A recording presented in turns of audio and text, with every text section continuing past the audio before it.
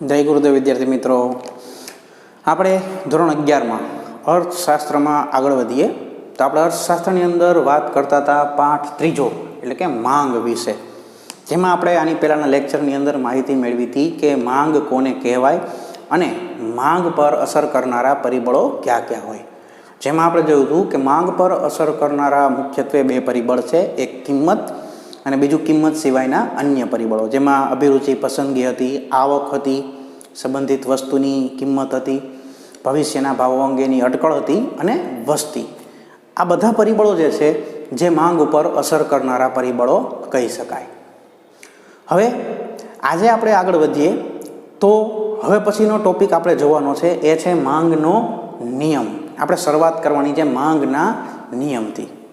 તો માંગનો નિયમ જે છે એ છે શું? તો કે માંગનો નિયમ જે છે એ કિંમત અને માંગ વચ્ચેના સંબંધને સમજાવે છે કે કિંમતમાં ફેરફાર થવાથી માંગમાં કેવી રીતે અને કેટલો ફેરફાર થશે, આની સમજૂતીને માંગના નિયમ તરીકે ઓળખવામાં આવે છે. જો કે છે કે વસ્તુની કિંમત અને વસ્તુની માંગ વચ્ચેના સંબંધની સમજૂતી આપતા નિયમને માંગના નિયમ તરીકે ઓળખવામાં આવે છે, જેમાં વસ્તુની કિંમતમાં થતો ફેરફાર એ કારણ છે અને વસ્તુની માંગમાં થતો ફેરફાર એ અસર છે. કે કિંમતમાં ફેરફાર થવાના કારણે માંગમાં કેટલી અસર થાય છે, આની સમજૂતી એટલે માંગનો નિયમ. આ નિયમ આપણને કોને આપ્યો? જો કે છે તો આ નિયમ પ્રોફેસર આલ્ફ્રેડ માર્શલે રજૂ કર્યો છે. આ નિયમ છે શું?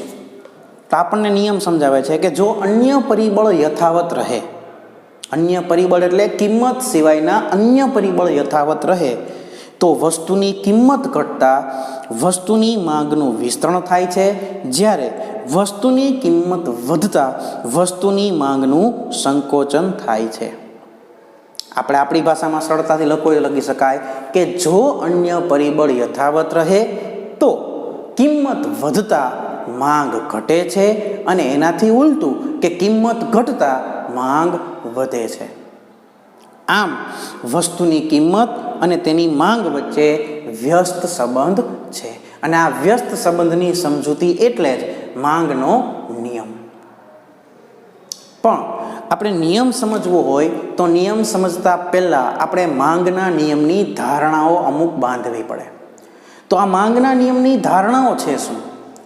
તો જે નિયમમાં આપણને કીધું કે જો અન્ય પરિબળ યથાવત રહે તો આ અન્ય પરિબળોને યથાવત કરવા એટલે જ ધારણા. ધારણાની અંદર શું હોય? તો કે જે કિંમત સિવાયના અન્ય પરિબળો છે એને સ્થિર કરી દેવાના. કારણ કે જો અન્ય પરિબળોમાં ફેરફાર થશે તો કિંમત અને માંગ વચ્ચેના સંબંધને સમજી શકાશે નહીં. એટલે આ નિયમ જે છે એ કિંમત અને માંગ વચ્ચેના સંબંધને સમજાવે છે. તો જ્યારે આપણે કિંમત અને માંગ વચ્ચેનો સંબંધ સમજવો હોય તો અન્ય પરિબળોને યથાવત સ્થિર કરી દેવા પડે. એને જ માંગના નિયમની ધારણા તરીકે ઓળખવામાં આવે છે. જો કે છે કે વસ્તુની કિંમત અને તેની માંગ વચ્ચેનો વ્યસ્ત સંબંધ દર્શાવતો નિયમ કેટલીક ધારણાઓ પર રચવામાં આવ્યો છે. આ નિયમમાં કિંમત સિવાયના માંગને અસર કરતા પરિબળોને સ્થિર એટલે કે યથાવત ધારી લેવામાં આવે છે. કારણ કે અન્ય પરિબળો સ્થિર થશે તો જ કિંમત અને માંગ વચ્ચેના સંબંધને સમજી શકાશે. તો આપણે એની ધારણાઓ જોઈએ. તો સૌથી પહેલી ધારણા છે ગ્રાહકની અભિરુચિ અને પસંદગી સ્થિર છે, બદલાતી નથી. આમાં આપણે કરવાનું શું? તો કે માંગ પર અસર કરનારા કિંમત સિવાયના અન્ય પરિબળો છે ને સ્થિર કરી નાખવાના. પેલું કયું હતું? અભિરુચિ પસંદગી, તો સ્થિર છે. અભિરુચિ પસંદગી બદલાતી નથી. પછી બીજું, ગ્રાહકોની આવક એ સ્થિર છે, આવક વધતી એ નથી, આવક ઘટતી એ નથી. ત્યારબાદ અવેજી અને પૂરક વસ્તુની કિંમતો સ્થિર છે, એટલે કે સંબંધિત વસ્તુની કિંમતમાં કોઈ ફેરફાર થતો નથી. ત્યારબાદ ભવિષ્યની કિંમત અંગેના અનુમાનો કરવામાં આવતી નથી. આપણે ભવિષ્યના કિંમત અંગેની કોઈ અટકળ કરી શકતા નથી. ભવિષ્યના કિંમત પણ અત્યારે સ્થિર છે. અને છેલ્લે વસ્તીનું પ્રમાણ પણ સ્થિર છે, વસ્તીમાં વધારો ઘટાડો થતો નથી. આ કિંમત સિવાયના જે 5 પરિબળો હતા એને સ્થિર ધારી લેવા એટલે માંગના નિયમની ધારણા. હવે આપણે આગળ વધીએ તો ધારણા પછી હવે માંગના નિયમની સમજૂતી મેળવીએ. તો માંગના નિયમની સમજૂતી જે છે એ મેળવવા માટે આપણને અનુસૂચિ અને આકૃતિ મદદરૂપ થાય છે. માંગનો નિયમ શું હતો કે જો અન્ય પરિબળો યથાવત રહે તો કિંમત વધતા માંગ ઘટે છે અને કિંમત ઘટતા માંગ વધે છે. આને સમજાવતો નિયમ એટલે માંગનો નિયમ. તો માંગના નિયમને સમજવા માટે આપણે અનુસૂચિ અને આકૃતિની મદદ લઈએ. તો સૌથી પહેલાં આપણે જોઈએ અનુસૂચિ. જો બુકમાં આપેલી છે અનુસૂચિની અંદર બે વસ્તુ હોય, કારણ કે આપણા સંબંધ કોના વચ્ચેનો છે? માંગ અને કિંમત વચ્ચેનો. તો અનુસૂચિની અંદર પણ આપણને બે બાબત આપેલી છે, એક કિંમત અને બીજી માંગ. કિંમત આપણને આપેલી છે અનુક્રમે 50, 40, 30, 20 અને 10. સતત ઘટે છે. જો બેનો વ્યસ્ત સંબંધ સમજવાનો છે તો અનુસૂચિ કેવી રીતે બનાવવી? કારણ કે પરીક્ષાની અંદર માનો કે આ પ્રશ્ન પૂછાય તો તમે ચોપડીના બેઠે બેઠા આંકડા લખવા ન માંગતા હોય તો તમે તમારા આંકડાનો ઉપયોગ કરી શકો છો, પણ એના માટે થોડુંક ધ્યાન આપવું પડે. શું ધ્યાન આપવાનું? જો શું કહે છે? કિંમત 50, 40, 30, 20 અને 10 સતત શું થયું? ઘટી. કિંમત ઘટતી હોય તો નિયમ શું છે? માંગમાં શું થાય? વધારો. તો જો માંગની અનુસૂચિમાં શું છે? 1, 2, 3, 4, 5 વ્યસ્તતાને સાબિત કરે છે કે જેમ જેમ કિંમત ઘટે છે તેમ તેમ માંગ વધે છે અને જેમ જેમ કિંમત વધે છે તેમ તેમ માંગ ઘટે છે. આવી રીતે અનુસૂચિ તૈયાર કરવાની. આમાં તમે તમારા વાપરશો 100, 200, 300, 400, 500 અને 10, 20, 30, 40, 50 આવા કોઈ પણ આંકડા લખી શકો. પણ આંકડા લખવામાં, અનુસૂચિ બનાવવામાં એક ખાસ ધ્યાન રાખવાનું કે જો કિંમત ઘટતી હોય તો માંગ વધવી જોઈએ, અને એનાથી ઉલટું તમે લખવા માંગો અનુસૂચિની અંદર કે જો કિંમત વધતી હોય તો માંગ ઘટતી હોવી જોઈએ. આ બેયનો વ્યસ્ત સંબંધ તમારે અનુસૂચિમાં જાળવી રાખવો પડે. આ માંગના નિયમની અનુસૂચિ. હવે આ અનુસૂચિ ઉપરથી આપણે આકૃતિ બનાવીએ. તો બે અક્ષ લેવાના આકૃતિની અંદર, એક એક્સ અક્ષ અને બીજો વાય અક્ષ.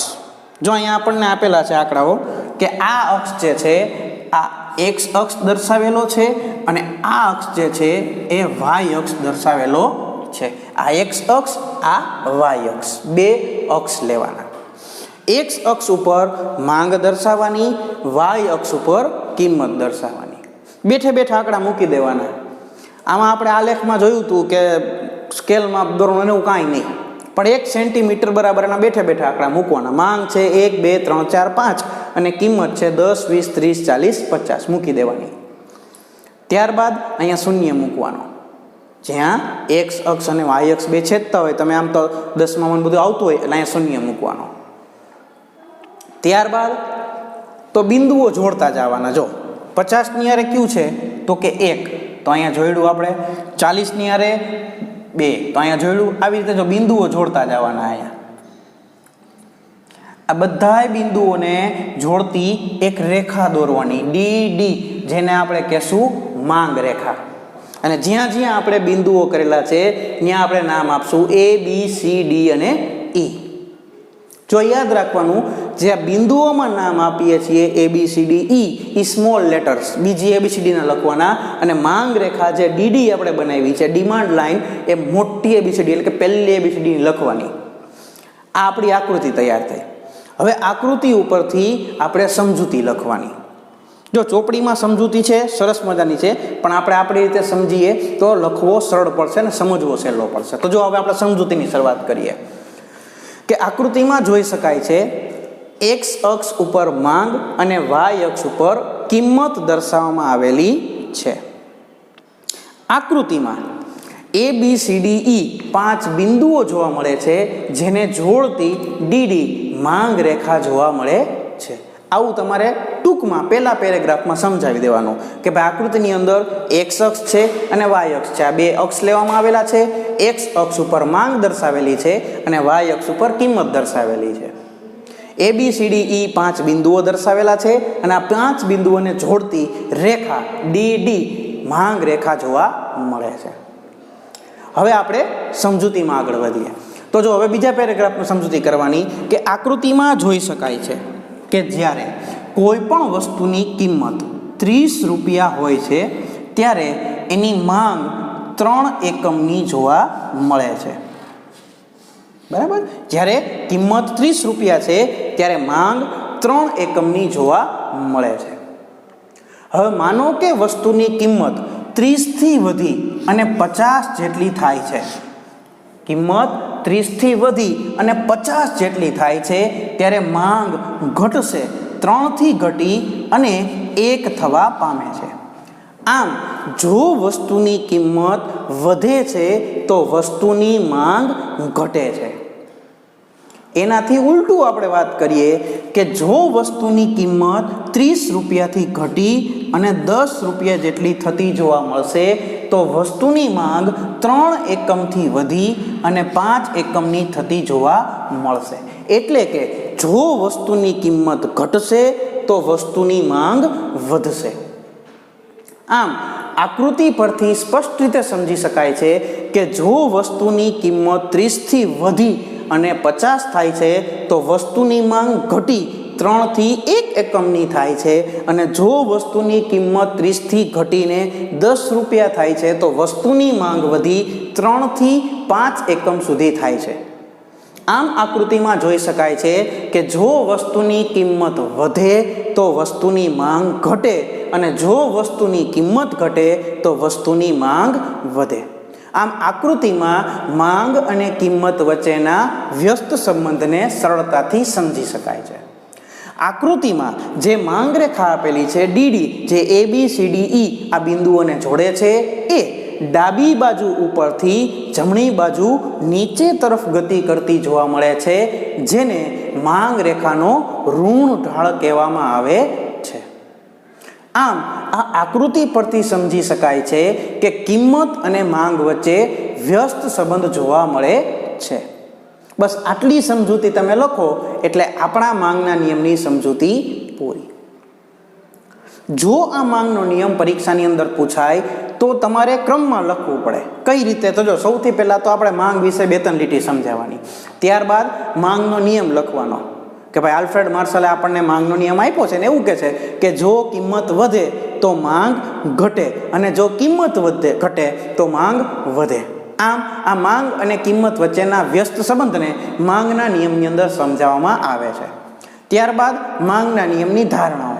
માંગના નિયમની ધારણાઓની અંદર આપણે શું કરવાનું છે તો કે માંગના નિયમની ધારણાઓની અંદર કિંમત સિવાયના અન્ય પરિબળોને સ્થિર કરી દેવાના છે.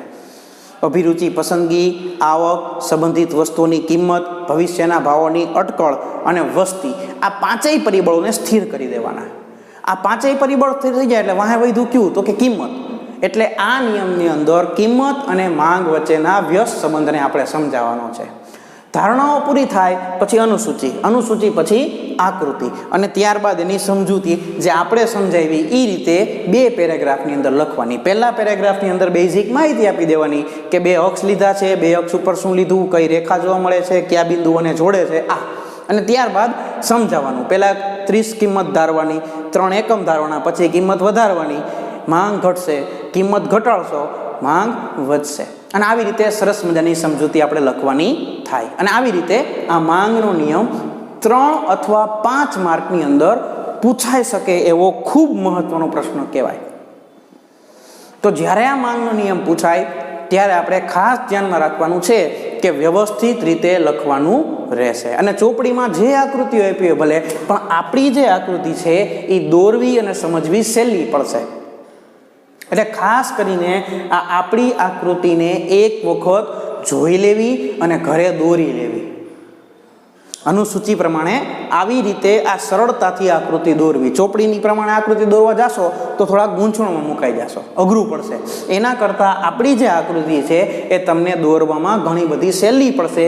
એટલે મેં આ પ્રકારની આકૃતિ દોરી અને સમજાવેલું છે. આ આપણે જોયો માંગનો નિયમ.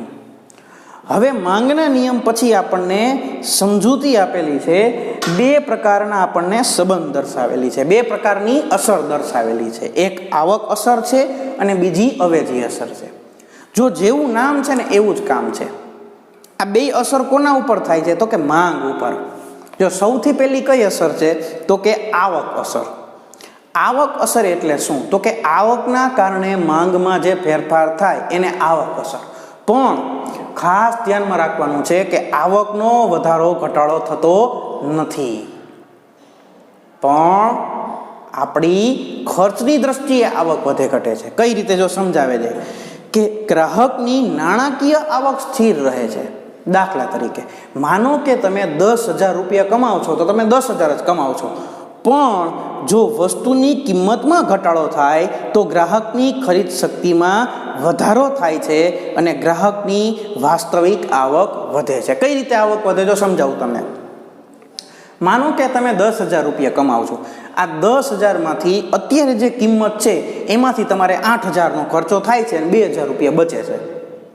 બરાબર છે? એટલે તમારી આવક 10,000, બચત 2,000, ખર્ચો 8,000. હવે તમે જે વસ્તુ 8,000 રૂપિયાની ખરીદો છો એની કિંમતમાં ઘટાડો થાય છે. એની કિંમતમાં ઘટાડો થાય છે અને તમે જે વસ્તુ અત્યાર સુધી 8,000માં ખરીદતા હતા, હવે એ વસ્તુ તમને 7,000માં મળે છે. તો શું થયું? 1,000 રૂપિયા વધારાના બચ્યા. 1,000 રૂપિયા વધારાના બચ્યા એ શું છે? ખરીદ શક્તિનો વધારો. અને જો ઇનડાયરેક્ટલી જુઓ તો તમારી આવક વધી. તમારી મૂળ આવક નથી વધી, પણ તમારી જે ખરીદ કિંમત હતી એ ઓછી થઈ ગઈ, એટલે 1,000 રૂપિયા જે તમારી પાસે વધ્યા એને આવક અસર તરીકે ઓળખવામાં આવે. અને આ પ્રકારનો જે આવકનો વધારો થાય છે એના પરિણામે માંગમાં જે ફેરફાર થાય ને એ આ આવક અસરના કારણે માંગમાં ફેરફાર થયો કહેવાય. આવા તો ઘણા બધા લોકો હોય કે જે એક ફિક્સ ઇન્કમ, ચોક્કસ ઇન્કમ ધરાવતા હોય અને ચોક્કસ ખર્ચો હોય, પણ પોતાનો જેટલો ખર્ચો હોય એ વસ્તુની કિંમતમાં ઘટાડો થશે એટલે ખર્ચો ઓછો થશે, ખર્ચો ઓછો થાય એટલે આવક વધે. આપણે ઉદાહરણમાં જોયું હતું કે 10,000 આવકમાં શું હતું? 8,000 વાપરતા હતા અને 2,000 બચતા હતા. પછી જે 8,000ની વસ્તુ આવતી હતી હવે 7,000માં આવે છે, તો આપણી પાસે રૂપિયા કેટલા બચ્યા? 2ની જગ્યાએ 3,000. તો 1,000 રૂપિયા આપણી ખરીદ શક્તિ વધી. એ આવકનો વધારો અને એના પરિણામે જે માંગમાં ફેરફાર થાય એને આવક અસર તરીકે ઓળખવામાં આવે છે. આ સાદી સમજૂતી. જો એમાં ઉદાહરણ દ્વારા આપેલું છે કે દાખલા તરીકે ગ્રાહક દૂધની ખરીદી માટે 50 રૂપિયા ખર્ચવા તૈયાર છે. ત્યારે જો દૂધની પ્રતિ લીટર કિંમત 50 હોય તો 1 લીટર દૂધ ખરીદે છે, પરંતુ દૂધની પ્રતિ લીટર કિંમત ઘટી અને ₹10 થાય તો 50 રૂપિયા વડે એ 5 લીટર દૂધ ખરીદી શકે. એટલે માંગ વધી. જો જેટલી આવક છે એટલી જ છે, પણ કિંમતમાં ઘટાડો થવાના કારણે આપણી જે ખરીદ શક્તિ હતી એ વધી, એના પરિણામે માંગમાં વધારો થાય છે. આમ કિંમત ઘટતા ગ્રાહકની ખરીદ શક્તિમાં વધારો થાય છે, જેથી માંગ વધે છે. તેને આવક અસર તરીકે ઓળખવામાં આવે છે. આ આવક અસર જે છે ને એ હલકા પ્રકારમાં કામ કરતી નથી. જેમ કે હલકું અનાજ, ગમે એટલી કિંમત ઘટશે તો આપણે એની ખરીદી વધારવાના નથી, પણ બાકી સામાન્ય વસ્તુઓની વાત કરો તો આવક અસર જોવા મળે છે. જ્યારે બીજી અસર જે છે એ છે અવેજી અસર. અવેજી અસરની અંદર શું આવે તો કે અવેજી વસ્તુની કિંમતમાં ફેરફાર થવાના કારણે મૂળ વસ્તુની માંગમાં જે ફેરફાર થાય એને અવેજી અસર તરીકે ઓળખવામાં આવે છે. જો સમજાવે છે કે કોઈ એક મૂળ વસ્તુની કિંમતમાં ઘટાડો થાય છે ત્યારે તેની સમાન એવી અવેજી વસ્તુની સરખામણીમાં આ વસ્તુ સસ્તી બને છે, તો ગ્રાહક અવેજી વસ્તુની માંગ ઘટાડી અને મૂળ વસ્તુની માંગ વધારે છે, તેને અવેજી અસર કહેવાય. જો હું સાદી રીતે સમજાવું અને આપણા ઉદાહરણ દ્વારા, પછી આપણે આનું ઉદાહરણ જોઈશું. આપણું ઉદાહરણ આપણે સૌથી સરળ ચા અને કોફી. ચા મૂળ વસ્તુ, કોફી અવેજી વસ્તુ. કે જે વ્યક્તિઓ ચા પીવે છે એ અને જે વ્યક્તિઓ કોફી પીવે છે, આ શું કહેવા માંગે છે કે મૂળ વસ્તુ જે છે એની કિંમત ઘટે. ચા 10 રૂપિયાની છે, કોફી 15 રૂપિયાની છે. ચા અમુક લોકો પીવે છે, કોફી અમુક લોકો પીવે છે. હવે તો કે ચાની કિંમત ઘટી, સસ્તી થઈ, તો લોકો શું કરશે? વધારે પીવા માંડશે, એની માંગ વધશે. કારણ કે લોકોની અંદર શું છે તો કે કિંમત સસ્તી થઈ એટલે પોસાશે, એટલે અવેજી વસ્તુ ઓછી વાપરવા માંડશે અને મૂળ વસ્તુ ચા છે એ ઝાઝી વાપરવા માંડશે, એટલે એની માંગ વધશે. આને કહેવાય અવેજી અસર. જો આનું ઉદાહરણ જોઈએ કે એ 2 પ્રકારના પેન્ટના ઉદાહરણ આપ્યા છે, એક ફોર્મલ પેન્ટ અને જીન્સ પેન્ટ. આ બંને પેન્ટની અવેજી વસ્તુઓ પૈકી જો સાદી પેન્ટની કિંમત ઘટશે, સાદું પેન્ટ જે ફોર્મલ પેન્ટ હોય એની કિંમત ઘટશે, તો જીન્સ પેન્ટની કિંમત સ્થિર રહેશે. ઘટી કોની? ફોર્મલ પેન્ટની કિંમત. પણ જીન્સનું શું છે? સ્થિર છે. તો બંને પેન્ટ વચ્ચેની કિંમતની સરખામણી કરતાં સાદી પેન્ટની કિંમત સસ્તી હશે એટલે લોકો તેની માંગ વધારશે અને જીન્સના પેન્ટની માંગ ઘટાડશે. આવી રીતે જે માંગમાં ફેરફાર થાય એને અવેજી અસર તરીકે ઓળખવામાં આવે છે, જે અવેજી અને મૂળ વસ્તુની કિંમતમાં ફેરફારના કારણે જોવા મળે છે. આ બે પ્રકારની અસરો હોય. આ બંને બે માર્કની અંદર પૂછાઈ શકે છે. ખાલી આવક અસર એ 2 માર્કમાં પૂછાય અને ખાલી અવેજી અસર પણ 2 માર્કની અંદર પૂછાઈ શકે છે. આ આપણે વાત કરી આવક અસર અને અવેજી અસરની. હવે 2 અને 3 માર્કનો સૌથી મહત્વનો પ્રશ્ન આવે છે, એ છે માંગના નિયમના અપવાદો. જે આપણે આ માંગનો નિયમ જોયો, શું જોયું માંગના નિયમમાં? કે કિંમત વધે તો માંગ ઘટે અને કિંમત ઘટે તો માંગ વધે. આ નિયમના અપવાદો. અપવાદ એટલે શું? તો કે અપવાદની અંદર એવી બાબતો આવે છે કે જેને આ માંગનો નિયમ લાગુ પડી શકતો નથી, કે કિંમતમાં ગમે તે ફેરફાર થાય પણ નિયમ પ્રમાણે ચાલે નહીં એવી તમામ વસ્તુઓને માંગના નિયમના અપવાદ તરીકે ઓળખવામાં આવે છે. તો કહે છે કે માંગના નિયમની ધારણાઓ પરિપૂર્ણ થવા છતાં કેટલીક બાબતોમાં અપવાદ જોવા મળે છે, જેમાં માંગના નિયમથી વિરુદ્ધ દિશાના ફેરફારો આવે છે. જો માંગનો નિયમ શું છે? તો કે કિંમત ઘટશે તો માંગ વધશે, પણ આનાથી વિરુદ્ધ ફેરફાર થાય તો એને માંગના નિયમનો અપવાદ કહેવાય. એટલે કે વસ્તુની કિંમત ઘટવા છતાં માંગ વધવાને બદલે ઘટે છે, અથવા તો વસ્તુની કિંમત વધવા છતાં માંગ ઘટવાને બદલે વધે તો એને અપવાદ કહેવાય. એટલે કે આ જે માંગ અને કિંમતનો વ્યસ્ત સંબંધ છે એનાથી ઉલટું અસર કરે તો એ માંગના નિયમના અપવાદની અંદર આવે. તો એવા માંગના નિયમના આપણી પાસે 4 અપવાદ છે. એક પછી એક જોઈએ. તો પહેલો અપવાદ છે પ્રતિષ્ઠા મૂલ્ય ધરાવતી વસ્તુઓ. પ્રતિષ્ઠા મૂલ્ય ધરાવતી વસ્તુઓ એટલે શું? તો કે સોના ચાંદીના ઘરેણાં, મોંઘી કાર અને મોંઘા મોબાઈલ. આને પ્રતિષ્ઠા મૂલ્ય ધરાવતી વસ્તુ કહેવાય. તો પ્રતિષ્ઠા મૂલ્ય ધરાવતી વસ્તુની બાબતમાં પણ માંગનો નિયમ સાચો પડતો નથી. શું કામ? તો જો સમજાવે છે કે આ પ્રકારની વસ્તુઓ વ્યક્તિની પ્રતિષ્ઠા વધારે છે.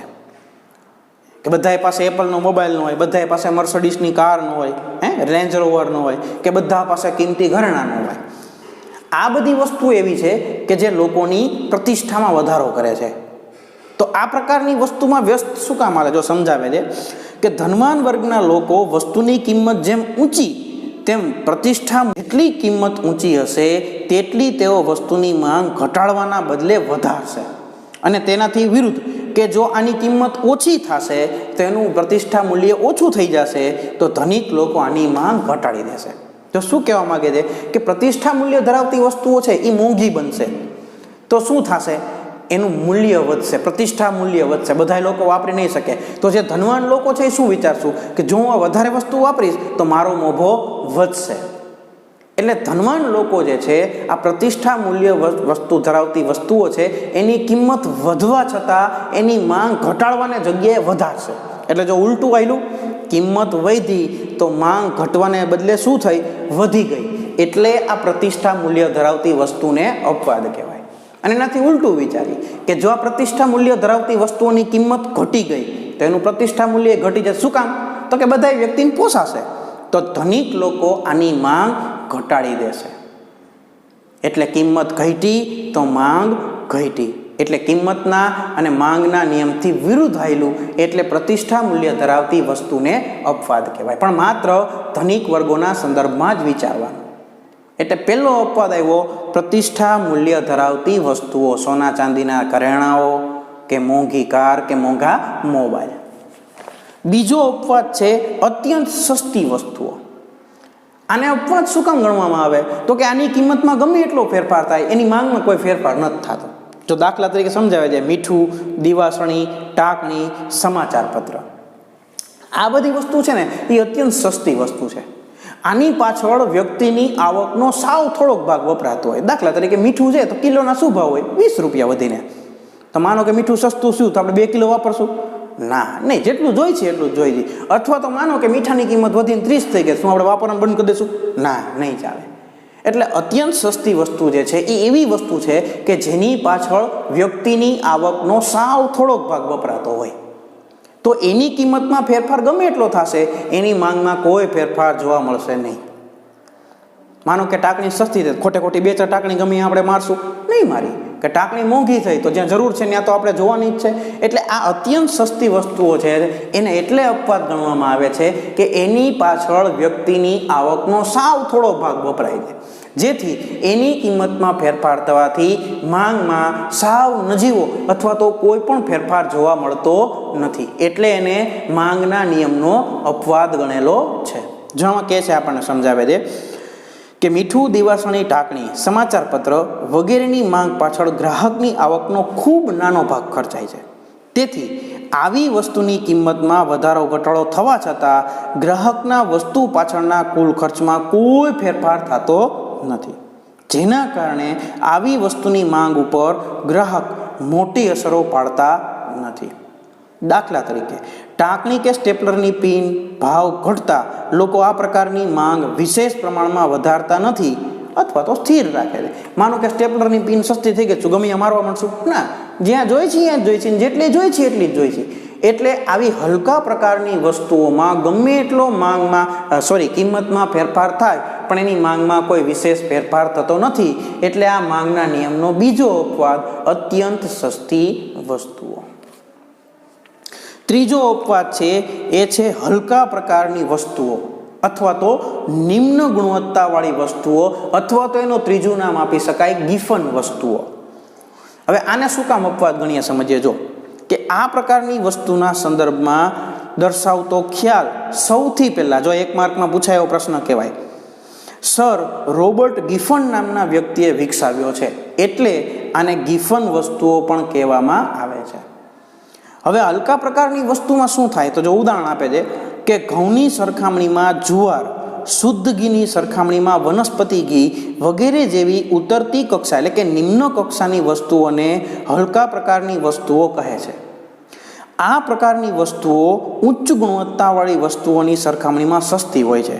સ્વાભાવિક છે ને કે ચોખ્ખા ઘી કરતાં વેજીટેબલ ઘી સસ્તું હોય, જેથી ગરીબ વર્ગ આવી વસ્તુઓનો વપરાશ વધુ પ્રમાણમાં કરતો હોય. તેથી હલકા પ્રકારની વસ્તુઓ જેમ કે જુવારની કિંમત ઘટતા ગરીબ વર્ગ વાસ્તવિક આવક વધશે. તેથી આ ગરીબ વર્ગ જુવારની સરખામણીમાં ઘઉં ખરીદી કરવા પ્રેરાય છે. અને એટલે આના અપવાદ હું સાદી ભાષામાં સમજાવું. આપણે ઉદાહરણ લઈ ઘીનું. આપણને ખ્યાલ છે કે વેજીટેબલ ઘી છે એ ચોખ્ખા ઘી કરતાં સસ્તું છે, તો વેજીટેબલ ઘી વાપરવાવાળો વર્ગ ઝાઝો હશે અત્યારે, એટલે ગરીબ વર્ગ વધારે વાપરતા હોય. હવે માનો કે આ વેજીટેબલ ઘી, ડાલડા ઘી જેને કહેવાય, એ સસ્તું થયું, તો આવક અસર યાદ કરો, શું થશે? વાહ રૂપિયા બચશે. માનો કે વેજીટેબલ ઘી 100 રૂપિયાનું કિલો છે. હવે માનો કે આ વેજીટેબલ ઘી 100ની જગ્યાએ 80 રૂપિયાનું કિલો થઈ ગયું, તો ગરીબ વર્ગ શું વિચારશે કે ભાઈ આપણે પેલા આ ઘી પાછળ 100 રૂપિયા વાપરતા હતા, હવે તો 80 જ વાપરવા પડે છે, તો આપણી પાસે 20 રૂપિયા બચ્યા, તો આપણે આ ડાલડા ઘી વાપરવું એના કરતાં થોડુંક ઓછું વાપરશું, પણ ચોખ્ખું વાપરી તો, કારણ કે આપણી પાસે હવે રૂપિયા વધારે છે. તો ડાલડા ઘીની કિંમત ઘટી હોવા છતાં એની માંગ વધવાને બદલે શું થશે? ઘટશે, વિરુદ્ધ હાલશે. એટલે એને માંગના નિયમનો અપવાદ કીધો છે કે જે હલકા પ્રકારની વસ્તુ છે એને પણ માંગના નિયમનો અપવાદ ગણવામાં આવે છે. અને છેલ્લું છે ગ્રાહકની પસંદગી, કે એક વખત આપણે કોઈ પણ વસ્તુને પસંદ કરી લઈએ કે ભાઈ મારે આ જ વસ્તુ વાપરવી છે, પછી એની કિંમતમાં ગમે એટલો ફેરફાર થશે, આપણને કાંઈ ફેર પડશે નહીં, એટલે આપણે એની માંગમાં વધારો ઘટાડો કરશું નહીં. આપણને એક ચોક્કસ બ્રાન્ડ મગજમાં ઉતરી ગઈ, દાખલા તરીકે કોલગેટની ટ્યુબ લઈ, ટૂથપેસ્ટ કોલગેટ, આપણને કોલગેટ મગજમાં ઉતરી ગઈ, પછી કોલગેટની કિંમત વધે તોય ભલે અને કોલગેટની કિંમત ઘટે તોય ભલે, આપણે કોલગેટ જ વાપરશું, એની માંગમાં કોઈ ફેરફાર થશે નહીં. કિંમત વધે તોય ભલે કે કિંમત ઘટે તોય ભલે, પણ એની ઉપયોગ આપણે કરશું જ, એટલે એની માંગમાં કોઈ ફેરફાર થશે નહીં. કિંમતમાં ફેરફાર થાય છે પણ માંગમાં ફેરફાર થતો નથી, એટલે માંગના નિયમથી વિરુદ્ધ કહેવાય, એટલે એને માંગના નિયમના અપવાદ તરીકે ઓળખવામાં આવે છે. તો કહે છે કે ગ્રાહક જ્યારે કોઈ ચોક્કસ પ્રકારની વસ્તુઓ માટે પોતાની ધારણાઓ બાંધી લે છે ત્યારે તેવા ગ્રાહકોના વલણને કારણે તે વસ્તુની કિંમત વધતી હોવા છતાં માંગ ઘટાડતો નથી, અથવા તો વસ્તુની કિંમત ઘટતી હોવા છતાં માંગ વધારતો નથી. દાખલા તરીકે કોઈ ચોક્કસ પ્રકારની ટૂથપેસ્ટ કે જૂતા એટલે કે બૂટ ચપ્પલ વગેરે, કે આપણે એક બ્રાન્ડને પસંદ કરી લઈને પછી એની કિંમત ઘટે તોય ભલે અને એની કિંમત વધે તોય ભલે, પણ આપણે એની જેટલી માંગ કરીએ છીએ એટલી જ માંગ કરવાના છીએ, સ્થિર રાખવાના છીએ. એટલે કે કિંમતમાં ફેરફાર થવા છતાં માંગમાં ફેરફાર થતો નથી, એટલે એને માંગના નિયમનો અપવાદ કહેવાય. આ ચારેય અપવાદ એવા છે કે કિંમતમાં ફેરફાર થવાના કારણે માંગમાં કાં તો વિરુદ્ધ ફેરફાર થાય છે અથવા તો કોઈ ફેરફાર થતો નથી. એટલે આ ચારેયને માંગના નિયમના અપવાદ કહેવામાં આવે છે. માંગના નિયમમાં આપણે શું જોયું હતું કે કિંમત અને માંગ બેય વ્યસ્ત ચાલે. એટલે આ બધાય અપવાદ જે છે ચારે ચાર, જે પ્રતિષ્ઠા મૂલ્ય ધરાવતી અત્યંત સસ્તી વસ્તુ, હલકા પ્રકારની વસ્તુ અને ગ્રાહકની પસંદગી, આ ચારેય જે છે આ નિયમથી વિરુદ્ધ હાલે છે. એટલે આ ચારેયને માંગના નિયમના અપવાદ તરીકે ઓળખવામાં આવે છે. આ આપણે વાત કરી માંગના નિયમના અપવાદની, જે 2 અથવા તો 3 માર્કની અંદર પૂછાઈ શકે એવો પ્રશ્ન કહેવાય. હવે આવે છે માંગનું વિસ્તરણ સંકોચન અને માંગનો વધારો ઘટાડો. પણ એની શરૂઆત આપણે આજે કરશું નહીં. આજે આપણે 3 મુદ્દાઓ જોયા. એક જોયો માંગનો નિયમ, પછી 2 અસરો જોઈ, આવક અસર અને અવેજી અસર, અને પછી જોયા માંગના નિયમના અપવાદો. માંગનો નિયમ જે છે એ 3 અથવા 5 માર્કની અંદર પૂછાય છે. જે બંને અસરો જોઈ, આવક અસર અને અવેજી અસર, એ 2 માર્કમાં પૂછાય છે. અને માંગના નિયમના અપવાદો જે છે એ 2 અને 3 માર્કની અંદર પૂછાય છે. પણ જે વસ્તુ પૂછાય એ વ્યવસ્થિત સમજી અને પેપરની અંદર લખવી. વાત કરીએ આજના હોમવર્કની, તો આજના હોમવર્કની અંદર આજે આપણે જેટલું ચલાવ્યું એ એક વખત ઝીણવટપૂર્વક વાંચી જવાનું અને માંગનો નિયમ અને માંગના નિયમના અપવાદ આ 2 પ્રશ્નો તમારે લખવાના રહેશે. હવે આપણે શરૂઆત કરવાની છે માંગનું વિસ્તરણ સંકોચન અને માંગનો વધારો ઘટાડો. એ આપણે કરશું આવતા લેક્ચરની અંદર. આજે આપણે આપણા લેક્ચરના અહીંયા વિરામ આપીએ છીએ. અસ્તુ. જય ગુરુદેવ.